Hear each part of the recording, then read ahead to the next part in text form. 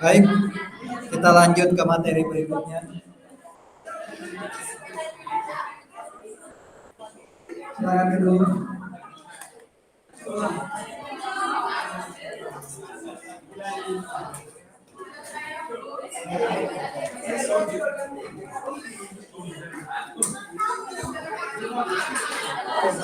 Materi berikutnya ini judulnya pembukuan dan pencatatan.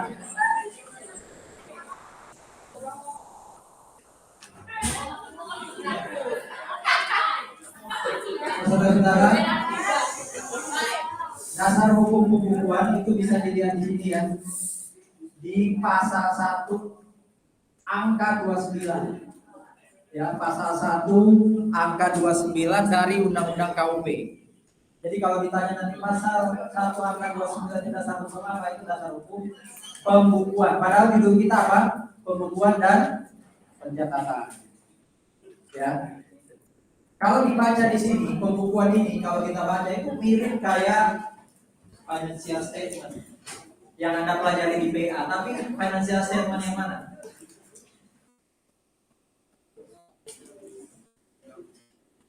Financial statement yang mana yang dibuat berdasarkan pasal 1 angka 29 ini?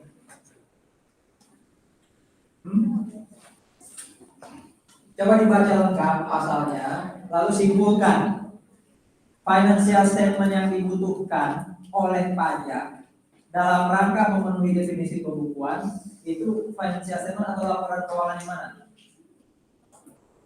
Apa gini deh, ada berapa laporan keuangan sih? Hah? Berapa laporan keuangan? Apa aja? Income statement, oke, terus apa? Owner change in owner equity, terus apa? Cash flow, oke, terus financial position ini yang dulu disebut balance sheet atau neraca ya kan? Terus, nah yang kelima notes. Oke, dari 5 ini mana yang diwajibkan oleh pembukuannya pajak? Financial position karena diminta apa nih? Harta, kewajiban, modal, terus income statement, terus ada orang equity yang mana? Yang mana cash flow? Gak minta dia. Coba baca di akhir kalimatnya, dia hanya butuh iya kan, hanya 2. Jadi dari 5 punyanya kita, maksudnya punyanya akuntansi, itu hanya 2 yang jadi dasar untuk pembukuannya pajak, yaitu statement of financial position atau neraca, lalu income statement atau laporan apa?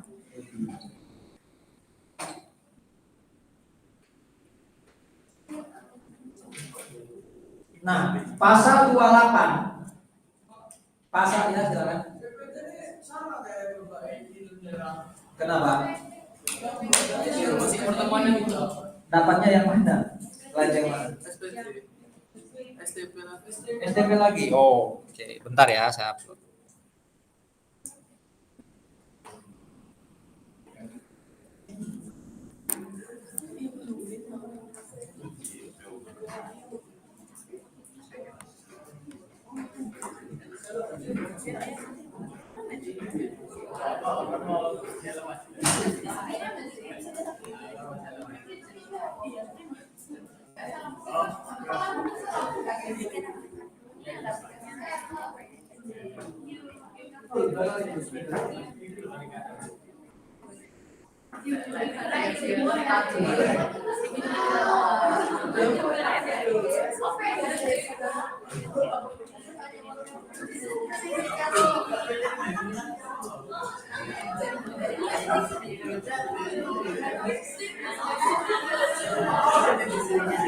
Silakan di apa?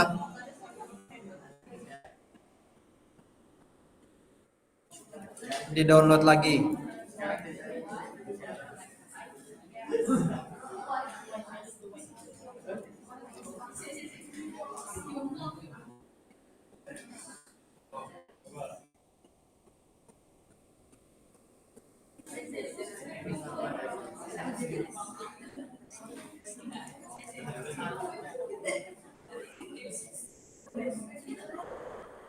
Dan itu ya. Oke. Tadi sekali lagi ini dasar hukumnya pembukuan. Ini dasar hukumnya pembukuan. Kita hanya butuh neraca dan laporan analogi atau financial position dan income statement. Nah, kalau pencatatan ada di pasal ini. Pasal 28 angka atau ayat 9. Membedakan angka dan ayat itu gini. Kalau ini tidak ada dalam tanda kurung ya, ini angka 29. Tapi kalau itu dalam tanda kurung kayak gini berarti ayat 9. Nah, sekarang coba baca definisi pencatatan di situ. Itu dari 5 laporan keuangan yang dipelajari di PA. Ini laporan keuangan yang mana?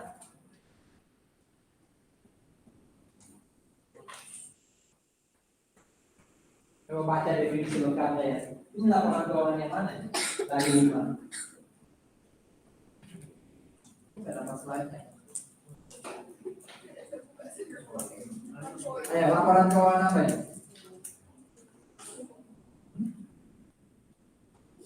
Pencatatan ya terdiri atas bla bla bla bla bla ya. Income statement. Kau yakin? Karena ada penerimaan Pak. Kau bukan cash flow. Oh iya. Ya tapi oke lah. Bisa income statement atau cash flow karena penerimaan. Tapi pertanyaannya ada pengeluaran nggak? Ada nggak kata-kata pengeluaran di situ? Nggak ada. Berarti bukan income statement, bukan cash flow. Cash flow itu bedanya dengan income statement. Income statement itu di dalamnya masih ada akun-akun kredit. Kalau cash flow sudah bersih dari kredit. Tapi tetap ada penerimaan, ada pengeluaran. Nah di sini ada pengeluaran nggak? Nggak ada. Berarti ini laporan yang mana dong? Saudara-saudara, pencatatan ini adalah laporan keuangannya pajak yang sangat sederhana atau simpel. Kita hanya diminta untuk menyatat apa nih? Peredaran atau penerimaan bruto. Bahasa lainnya apa sih itu? Bahasa akuntansinya. Offset top. Pencatatan itu gampangnya saudara-saudara ya, hanya dibuat di kertas atau buku tulis sederhana. Januari offset berapa? Februari offset berapa? Jadi harinya mungkin hanya 12. Nah, Anda kalau jadi pelaku usaha atau pebisnis, kita bicara pajak loh ya. Kalau akuntansi kan harus jalankan ketentuan laporan keuangan tadi ya. Kalau dalam rangka pemenuhan kewajiban pajak, Anda pilih pembukuan atau pencatatan? Kenapa? Praktis ya. Karena hanya omset toh. Pengeluaran nggak perlu dicatat. Loh, tapi kalau kayak gitu berarti kan pajak Anda tinggi, mau nggak ada pengurangan. Iya kan? Kalau ada pengurangan kan lebih rendah kita. Kita nggak ngomong PPh, kita ngomong PPh. Kalau Anda tulisannya omset, nggak ada pengurangnya, berarti kan pajaknya tinggi, ya kan? Nah itu istilahnya trade off, milih. Kalau saya pakai pembukuan lebih ribet, pajaknya bisa jadi lebih kecil. Tapi kalau pakai ini lebih simpel, bisa jadi pajaknya lebih gede. Jadi memilih, ya kan? Kalau dua-duanya enak ya itu bukan pilihan namanya. Makanya namanya kan pemilihan presiden. Karena pasti ada satunya lebih, ada satunya kurang. Nggak ada yang benar-benar lebih semua. Kecuali ada pendukung salah satu paslon, ya kan? Semuanya positif, ya. Negatifnya nggak ada. Ya. Oke, jadi pencatatan ini hanya omset. Ya, hanya omset. Nah, sekarang kita lihat siapa yang wajib pembukuan, siapa yang wajib pencatatan, siapa yang bebas dua-duanya. Satu, yang wajib pembukuan adalah wajib pajak orang pribadi yang melakukan usaha atau pekerjaan bebas. Ingat, kita punya 4 sumber penghasilan kan ya. Usaha atau pekerjaan bebas, pekerjaan terikat, apa yang ketiga? Investasi atau modal, yang keempat lain-lain. Yang wajib pembukuan itu yang usaha atau pekerjaan bebas, buat OP ya. Kalau badan pasti apa? Wajib pembukuan. Kata-kata wajib pembukuan ini berarti ya dia nggak boleh lakukan pencatatan, nggak boleh, sama sekali nggak boleh. Kan tadi pengennya pencatatan karena simpel, berarti orang kalau pengen ke yang simpel nggak boleh untuk yang dua ini. Diatur di sini nih, pasal 28 ayat 1 ya. Jadi ini keterangannya, ini penegasan pasalnya. Oke, yang berikutnya. Siapa yang tidak wajib pembukuan tapi wajib pencatatan? Artinya gini, dia boleh nggak lakukan pembukuan? Boleh, ya boleh aja. Itu lebih dari syarat minimal. Tapi yang syarat minimal dia harus pencatatan. Siapa mereka? Satu, WPOP yang menggunakan norma. Waktu kita bahas pengantar perpajakan kita sudah bahas kan ya. Yang melakukan norma dari 4 sumber penghasilan tadi yang mana? Yang boleh milih pakai norma? Dari 4 OP tadi. Hanya yang lakukan usaha atau pekerjaan bebas. Itu pun kalau omsetnya batasannya 4,8. Jadi kalau Anda boleh pakai norma dan Anda memilih pakai norma, maka Anda tidak wajib pembukuan. Ya, Anda nggak wajib pembukuan. Wajibnya pencatatan. Tapi kalau pengen pembukuan, monggo. Ya. Dan WPOP yang 3. Selain pengusaha pekerjaan bebas tadi, dia pekerjaan terikat, seperti kayak saya kerja di orang, pemodal, ya, investor, atau yang kata penghasilan lain-lain. Itu pencatatan toh monggo. Ya, nggak perlu pembukuan lengkap. Tapi badan fix tadi apa? Wajib pembukuan. Ini pasalnya ya. Siapa yang tidak wajib pembukuan tapi wajib pencatatan, ini pasalnya. 28 ayat 2. Nah, ini diulang lagi. Siapa sih yang boleh pakai norma kalau omsetnya kurang dari, berarti kalau pas. Dia tidak boleh pakai norma, berarti dia wajib pembukuan. Sekarang saya tanya logikanya. Saya orang pribadi pengusaha, omset saya 4M. Boleh nggak pakai norma? Boleh. Saya memilih pakai norma umpama ya. Saya pakai pembukuan, boleh nggak? Boleh. Jadi nggak otomatis saya pakai norma pasti, nggak otomatis saya pakai norma pasti pencatatan. Boleh saya pakai pembukuan, cuma nggak worth it. Kenapa? Karena biaya saya kan nggak dihitung. Ngapain saya buat pembukuan lengkap? Cuma boleh. Itu aja sih.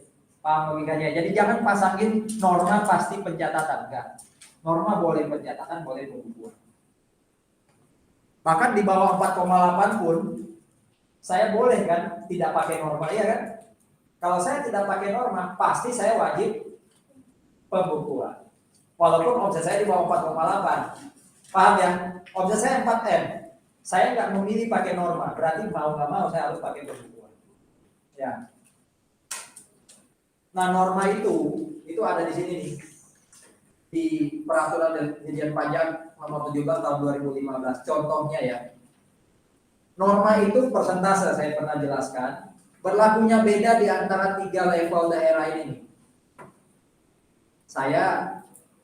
Kota saya besar sejak kecil sampai SMP itu Palu, Sulawesi Tengah, ibu kota provinsi. Tapi dia nggak masuk yang A, dia masuknya yang B. Ya, apalagi kalau daerah Anda bukan ibu kota provinsi, berarti ya C. Ya, kira-kira normanya yang lebih besar yang A, B atau C yang paling besar? A dong. Ekonomi berputar lebih cepat, ya lebih banyak frekuensi ekonomi di sana. Nah ini contohnya. Tapi saya ambil contoh kurang pas ya. Ini sama semua. Biasanya ini yang lebih besar. Jadi apa usaha Anda, apa bisnis Anda itu mempengaruhi besarnya norma. Di mana Anda tinggal itu mempengaruhi besarnya norma. Tapi ingat loh ya, ini hanya untuk OP dan OP yang usaha atau pekerjaan bebas. Itu pun kalau di bawah 4,8. Ya, itu pun kalau memilih. Kalau enggak, ini jadi enggak relate. Ya. Nah, di sini di pasal 28 ayat 3 ini syarat pembukuan yang pertama. Pasal 28 ayat 3 mengatakan gini, pembukuan itu harus diselenggarakan dengan itikat baik, dengan niat baik. Ya. Dan mencerminkan keadaan yang sebenarnya ya, maksudnya ya, berapapun omset Anda, berapapun penghasilan Anda ditulis sesuai yang benar, berapa biaya Anda, jangan dipalsukan. Kalau Anda lakukan pemalsuan angka, itu melanggar pasal 28 ayat 3. Kalau baca teorinya PA ada kondisi itu, konsep yang sama dengan syarat ini. Saya nggak tahu Anda ingat atau enggak. Ada yang namanya faithful representation. Penyajian dengan niat baik, itu bahasa akuntansinya. Faithful, ya, setia gitu ya, atau penyajian yang sebenarnya. Syarat yang kedua adalah pembukuannya harus diselenggarakan di Indonesia. Tapi sekarang ketika semua digital ini nggak bisa benar-benar diterapkan ya, mau dimanapun bisa. Tapi intinya adalah dia harus diselenggarakan di Indonesia, pakai huruf Latin. Huruf Latin itu kayak gini. Jangan pakai huruf Korea, huruf Mandarin gitu ya, Sanskerta, Arab, harus huruf Latin kayak gini. Ya. Mata uangnya rupiah, angkanya Arab. Angka Arab itu kayak gini. Bukan yang pakai Romawi ya. Karena tulis 1 M pakai Romawi itu pakai simbol apa ya? CXML. Pakainya angka Arab kayak gini. Ya.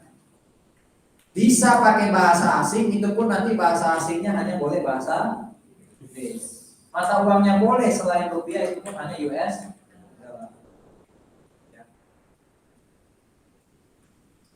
Bisa pakai accrual, bisa pakai cash. Kata-katanya di sini atau. Tapi sebenarnya sistem pembukuan yang berlaku di perpajakan Indonesia itu namanya modified cash basis. Jadi kalau undang-undangnya sendiri ngomong boleh milih accrual atau cash basis, tapi sebenarnya dalam praktik kita pakai modified cash basis yang dimodifikasi. Apakah saya pernah terangkan atau belum? Tapi intinya gini, modified cash basis itu gini. Kalau bicara pendapatan, saudara, kalau bicara pendapatan, dia pakai accrual. Pajak itu pakai accrual.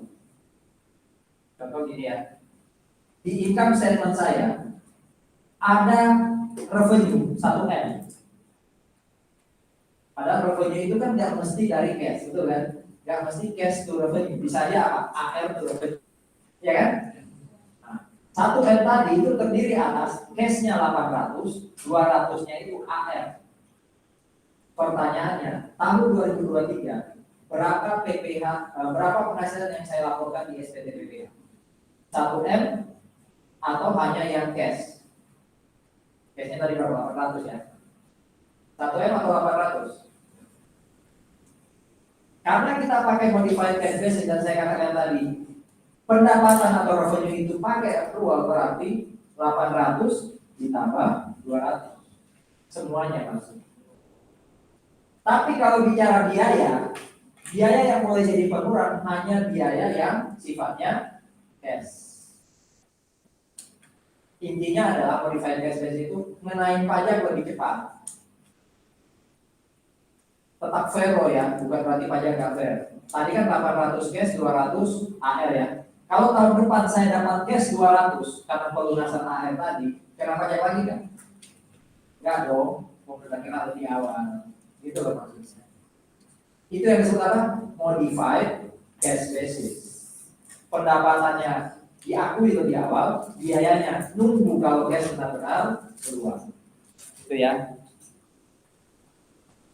Oke, apalagi syarat yang lain. Kalau ingin mengubah cara kita atau metode kita, awalnya saya pakai straight line Pak. Straight line itu pakai lurus ya, penyusutannya. Udahnya di PA. Metode penyusutannya pakai garis lurus. Saya rubah pakai metode lain. Ada yang namanya double declining balance, saldo menurun pergerakan. Itu saya harus lapor. Ya, saya harus lapor. Apa syarat lain? Ini yang tadi saya sudah sebutkan ya, kaitannya dengan yang ayat 4 harus pakai bahasa Indonesia. Boleh pakai bahasa asing tapi Inggris, boleh pakai mata uang rupiah tapi US dollar. Top.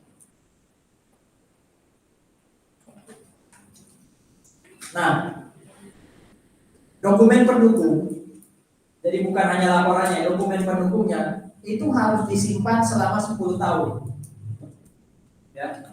Harus disimpan selama 10 tahun. Kenapa 10 tahun?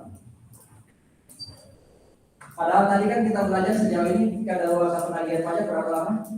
5. Kenapa 10 tahun? Sama-sama pajak ya. Apa salah satu yang error nggak relate gitu ya, nggak beli?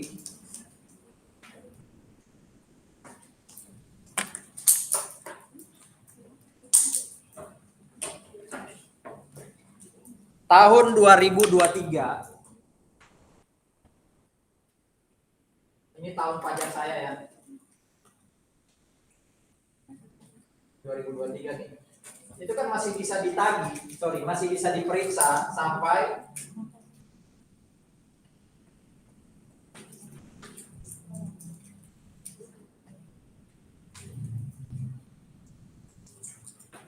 itu ya, 2024 sampai 2024 masih mungkin muncul yang namanya apa? Atau ya khususnya SKPKB. Ini kan yang ditakutin ya. Masih bisa ya? Karena pemeriksaan 5 tahun. Ngapain saya ngumpulin atau apa? Nyimpan kwitansi, pendukung yang lain itu 10 tahun. Karena kita belum belajar yang ini nih. Ada lagi kata-kata di sini, ya.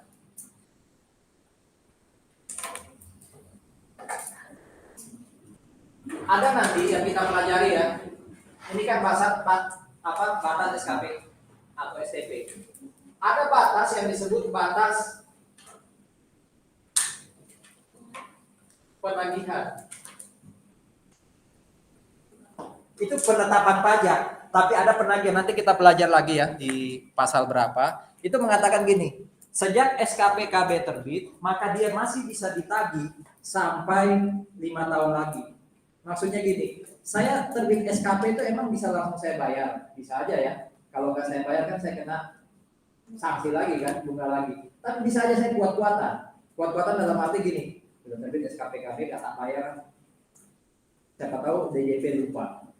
Nah, kalau sampai SKPKB 2028 ini, di mana 2028 ini untuk tahun pajak 2023 gitu ya, itu dilupakan oleh DJP, maka kalau sudah masuk 2034 saya bebas. Bebas dalam arti ya salahmu sendiri, kamu kok nggak nagih-nagih gitu. Berarti sebenarnya dihitung dari 2023 berapa tahun nih? Itulah dasar kenapa 10 tahun. Paham ya? Jadi SKPKB tadi yang sudah kita pelajari, anggap aja ya 2023. Ekstrimnya terbit SKPKB di sini, kan masih boleh ya?